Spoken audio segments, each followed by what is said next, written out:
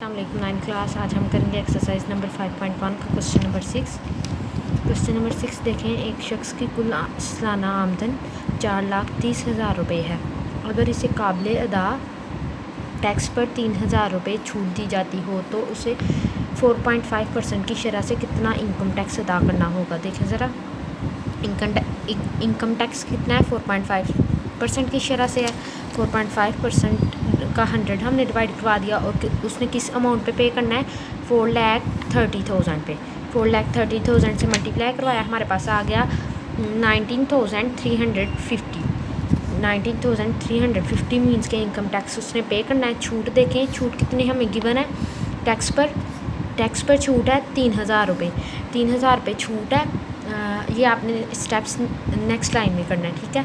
ये मेरे से गलती से इधर हो गया था, तो आपने नेक्स्ट लाइन में करना है। छूट इक्वल्स टू 3,000 और काबिल अदायगी इनकम टैक्स। काबिल अदायगी इनकम टैक्स हमारे पास मतलब कि जो अदा करना है इनकम टैक्स वो कितना होगा। इनकम टैक्स में इतनी छूट है तो इसमें से हम माइनस कर देंगे 3,000 जितनी छूट है। 19,350 में से हमने माइनस किया 3,000, हमारे पास आ गया 16,350 काबिल अदायगी इनकम टैक्स। ये भी आप इधर लिखेंगे, ठीक है, काबिल अदायगी इनकम टैक्स। नेक्स्ट देखें, क्वेश्चन नंबर 7 है हमारे पास। क्वेश्चन नंबर 7 की स्टेटमेंट है, अगर एक शख्स की कुल सालाना आमदनी 6,25,000 रुपये हो तो जबकि छूट 1,50,000 रुपये हो तो बकिया आमदनी पर 4.5% की शरह से काबिल अदायगी टैक्स मालूम कीजिए। देखें, कुल सालाना आमदनी उसकी है 6,25,000 रुपये। रकम में छूट कितनी है, 1,50,000 रुपये। टैक्स के काबिल आमदनी कितनी होगी, मीन्स के जिस पे टैक्स पे करना है उसने। रकम में इतनी छूट की बनाना, तो इसमें से हम माइनस कर देंगे इसको जो छूट है।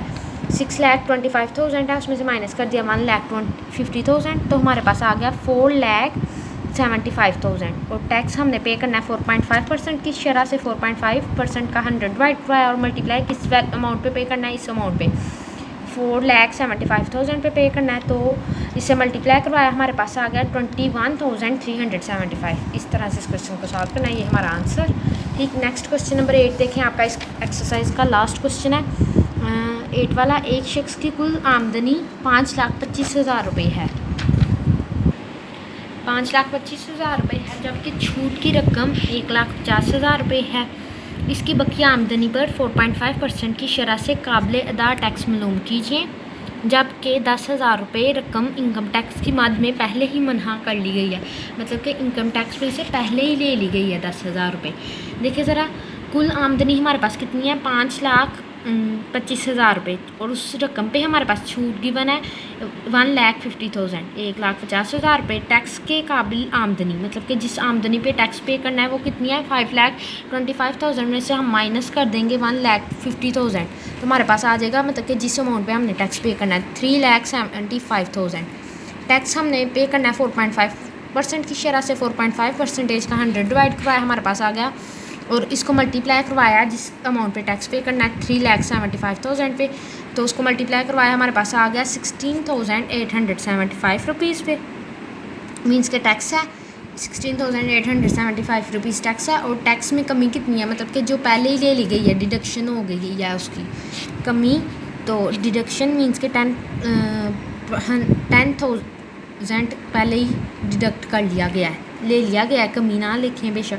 काबिल अदा टैक्स मतलब कि अब जो उसने टैक्स पे करना है वो कितना है, 16,875 टैक्स था ना, उसमें से 10,000 पहले ही काट लिया गया, डिडक्ट कर लिया गया है। तो 16,875 में से हमने माइनस किया 10,000, हमारे पास आ गया 6,875 रुपीज़। ये आंसर है। इस तरह से इस क्वेश्चन को सॉल्व करना है। ये आपकी एक्सरसाइज कंप्लीट होगी आज, और इससे रिलेटेड इस एक्सरसाइज से पीछे जितनी भी एग्जांपल्स हैं वो बिल्कुल सेम इसी तरह से हैं, वो आप खुद सॉल्व करेंगे, ठीक है ना, इन क्लास। ओके जी, अल्लाह हाफिज़।